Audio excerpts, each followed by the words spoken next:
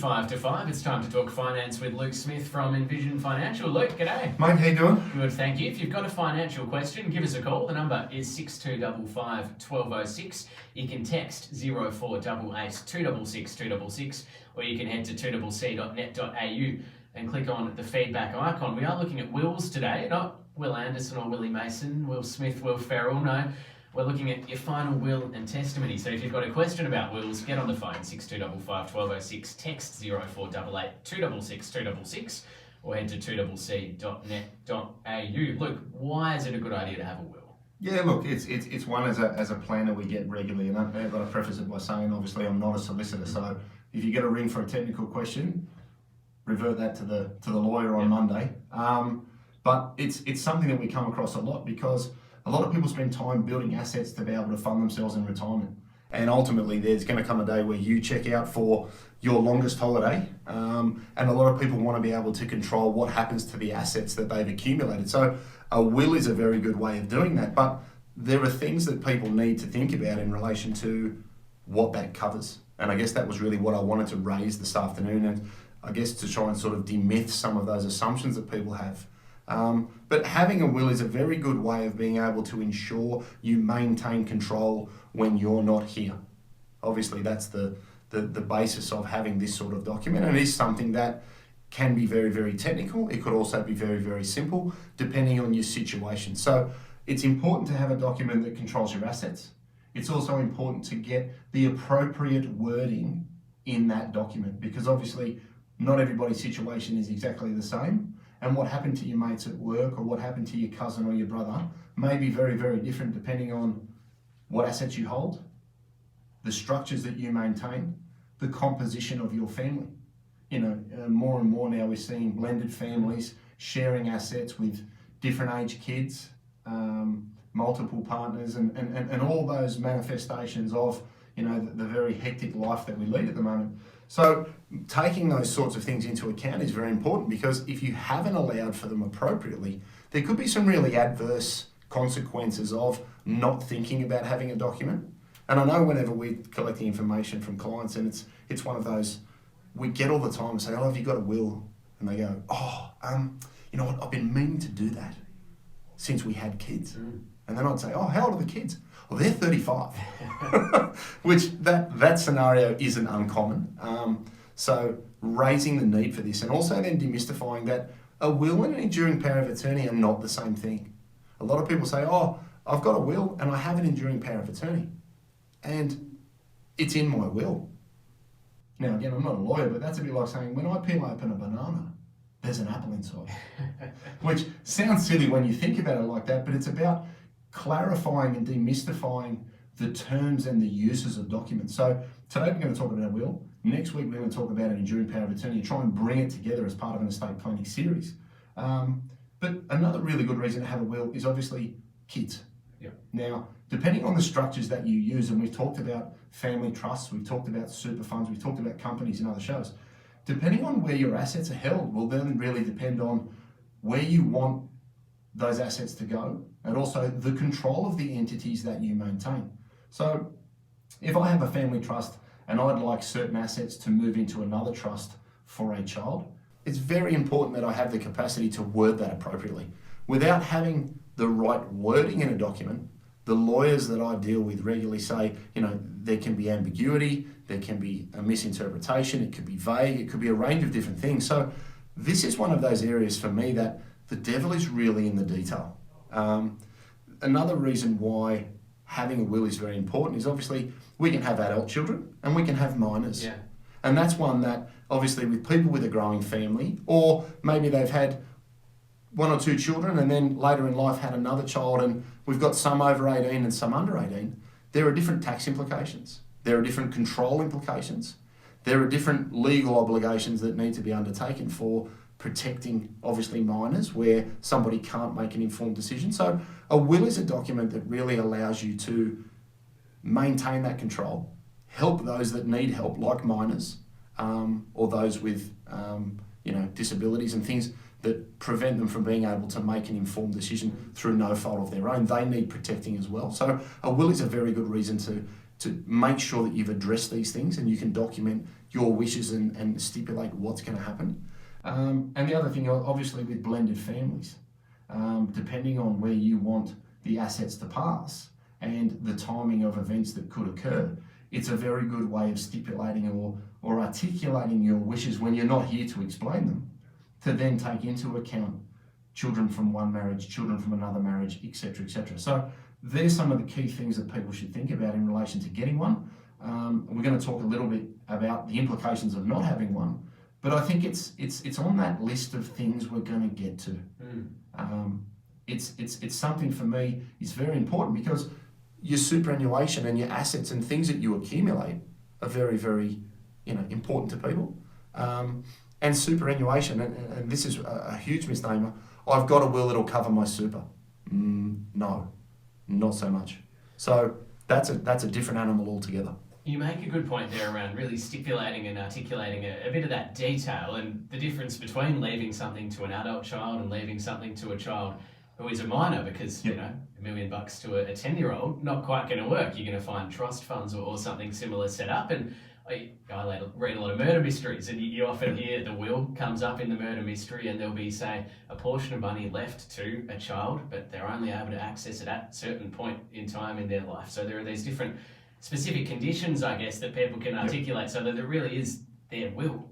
Yeah, correct. Look, and you've hit the nail on the head there. That's a really good example of a well-worded will is actually the vehicle to create other structures. So what you've just touched on there, it starts to lead down the road of a testamentary trust, which is a vehicle created through the will to hold assets for minors, where you can have a trustee at the top that protects the minors either from themselves or from a third party, or from children under the age of 25 acting like they're 15.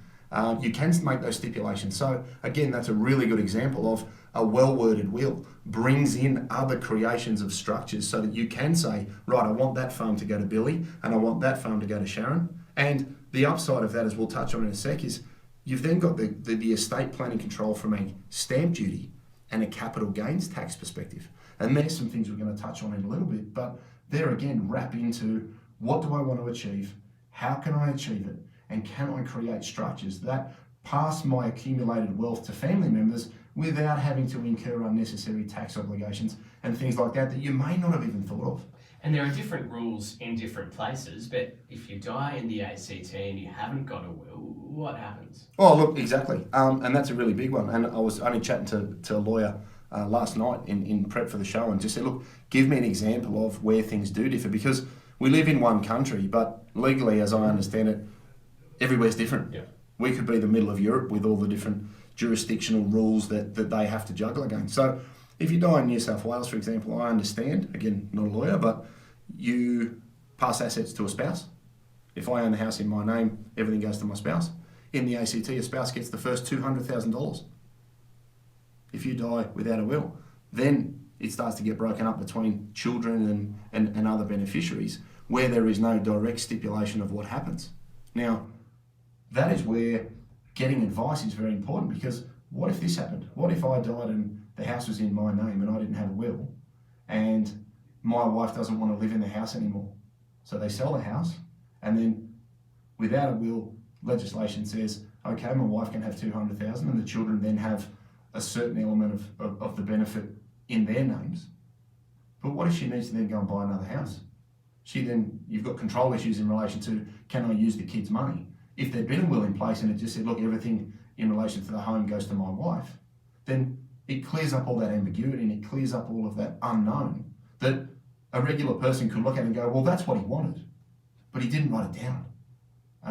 So that I found really interesting, chatting to a solicitor last night about the implications of that. The other big one is where things are registered. So obviously being within New South Wales, things can happen in the ACT that are different in New South Wales. So it can then come down to having an appropriately worded document to say what is going to happen in relation to where things are registered. Does my will have the power to control something in New South Wales or Queensland? Do I have an investment property in Perth? Does my will take into account the relevant legislation over there? So there's some of the things that, again, from a control perspective, are very important in relation to the way that it's written down and the fact that people don't assume, oh, this will happen. I think that's one of the biggest furphies going around. You know, do you have a relative overseas you want to leave something to, and that complicates it further? Is a will from the post office as good as one from a solicitor? What do we consider? Well, you know, look, again, I'm not a lawyer, but let's throw out the terms and conditions that I get this one a lot from clients. They'll come in and go, I don't have one, I'll just get one from the post office.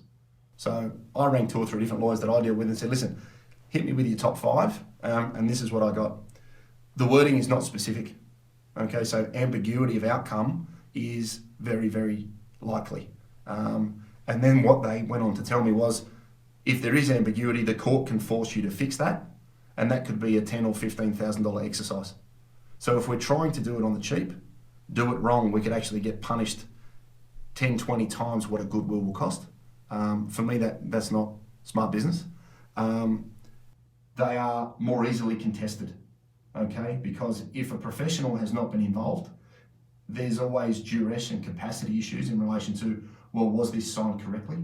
Did you know what you were doing? And there's no proof to show that anybody has received an appropriate amount of advice on the objectives they're trying to achieve. So they raise that one as the second big consideration. The other big thing is a lawyer will hold your documents.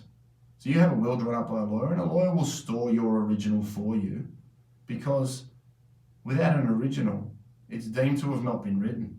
So if you've done one from the post office and mum's in hospital and Jenny and Michael are beneficiaries of that will, and Jenny's all emotional and says, no, I'm not happy with how that's written. If that happened to get burned to the ground, because Jenny went home while mum was in hospital and lit it up and threw it in the bin, and an original can't be found, it's my understanding, it didn't happen.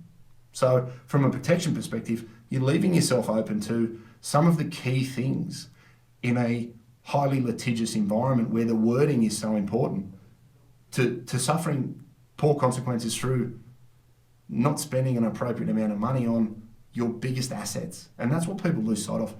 You're talking about passing your biggest assets and potentially your life's work in accumulating what you have. So spend some money, get some good advice, and address the tax structures and obviously the control of companies and trusts that are in place. Because again, if you don't pass things on properly, it's very difficult to try and say, well, I want an amendment to this because I don't like the tax outcome, because I didn't word it right at the start. And that's really, really important. The power to appropriate. That was the buzzword of last night when I was talking to the lawyers that I deal with. The power to appropriate is really important. Now, don't ask me to go into that in any detail, but it then allows you to try and mitigate unnecessary stamp duty and tax implications. And again, if you take something from the post office and that's not in there, you then run the gauntlet of potentially getting caught on something you don't know. It reminds me of doing your own tax. If you've got very, very simple tax affairs, you're a 20-year-old who's working part-time, you've earned 20 grand in the year, you probably do it yourself. As soon as you start adding in a few layers of complications, you've got your own ABN, you've got a family member here and there, suddenly you really need to get some expert advice. We're talking finance with Luke Smith from Envision Financial. 8 to 5, we're talking finance with Luke Smith from Envision Financial. Luke, it's timely we do it because in the news today we've learned that Michael Jackson's will has been lost. His former publicist gave a bizarre news conference telling reporters that she doesn't have his will, she doesn't know where a copy is. It was a surprise 25-minute news conference in Washington, D.C. and it was live streamed on CNN. So if you do have a will, don't lose one. Annette from Googong has a question. Hi, Annette.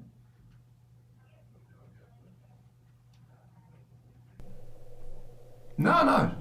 There's nothing that says the lawyer has to. It's just, I guess from a best practice perspective, a lot of them will offer to store it for nothing, just so that you have the peace of mind of knowing that if the house is burnt to the ground, then there is a copy somewhere that you could then have. But to the best of my knowledge, there's no requirement for you to leave it there under a mandatory, it's take it home, give it to the kids. I think that's probably the best way to do it. As long as the kids have got a copy, they can keep it in a drawer. If they ever need to pull one up and know what's in there, it can alleviate some fighting and some arguing when you're not around to defend yourself. Annette, thank you very much for the call. If you've got a question, 6255 1206 is the number. Luke, where do you see people go wrong with wills? How do you advise on this sort of thing? So this again is outside of the need to get around to doing one. we spend a lot of time trying to complete the loop for people. So I guess part of our role is to make sure that people are aware of what they need and we can plug a hole for them. I say, I don't do these things, but we use a number of different lawyers that provide that functionality, and I know they're going to do a good job, and I know they're going to do it at a fair and reasonable price. So as part of our planning strategy, we generally see that they've been meaning to get to it. Obviously, first one is they don't have one. The second one is they don't get advice. So as you said earlier, I think you hit the nail on the head. If you're very, very simple, what you think is simple and what could be simple in a legal context could be very, very different, especially where we touched on blended family structures, super funds and all those different things where money's coming out of a super structure. Obviously, the will doesn't control super, but you could have a binding nomination to your estate and then the will comes into play. So excluding super from their planning is another big mistake. When they're talking to the solicitor, they should then try and keep the solicitor or bring the solicitor up to speed with what the nominations are in their super fund so that their outcome is aligned. Because if you've got a will and you've got a binding nomination doing something else, it can actually be quite muddy and quite messy. So make sure that when you're talking to the solicitor, you talk about super and he asks you those questions. Don't make assumptions about what will happen. We get a lot of conversations from people saying, oh, this happened, my sister had this is what's going to happen in the event of. Well, unless you're actually educated in that area and you've experienced those sorts of things, the knowledge and the past experiences of a good solicitor are worth their weight in gold, because it really is something that can avoid huge tax implications, disputes, fighting, and drafting the will. A lot of people come in and go, oh, I've got 3 kids. I really don't like that one, so I'm going to leave them out of this and I'm going to do A, B, and C. I then say to a lot of people, well, get in and talk to the solicitor because they'll actually tell you about the implications of what you want to do and how you could maybe best structure the outcome without potentially opening the door for additional challenges, new challenges, or other complications that could happen because you've intentionally left somebody out without understanding the ramifications of doing so. So getting that advice and making sure that they understand what's going on. And I guess the last one for us is spend the money. If you think about the stamp duty on a property and the average price in the ACT, is the stamp duty on a property transfer going to be more or less than $800 to $1,500 of legal fees? I think people need to be smart and get the experience because this is a lot more complicated than people realise. It's not just the will. It is the transfer of everything you've worked for or accumulated over your working life. So I think they're the sort of top 4 where we see people slip up, and when you explain things to them and say, well, what if this happened? Oh, I had no idea, I didn't realise. Well, that's interesting because my half-brothers, sisters, so there's always a backstory in every family. So 2 that we use that I know do a very, very good job, obviously, we use Artisan Law. Kellen Christopherson in there. The feedback I get from clients when they go and see him is that he explains things in English and there's no legal jargon. And the other one is Mark Peretti at Trinity Law. Both very, very approachable lads. And in an already sort of spooky world for people to go and say, I'm dealing with a lawyer. You've got to remember that they're there to help you. They're the lawyers you want on your side. They're not coming after you. They're there. They're on your team. So I find those 2 guys especially do a very good job of explaining things in simple, clear language and digging under the surface to get out those real big objectives that people may not have thought of through that education process to get the outcome they're after. So you can get more information at envisionfinancial.com.au. Check out the Strategy Stacker on iTunes, Luke Talks Money podcast. Go to YouTube, have a look for Envision Financial Canberra. You can subscribe and like. You can call the office and have a chat with Luke on 6260 4749. Luke Smith, thanks for your time. Mate, see you next week. Luke Smith.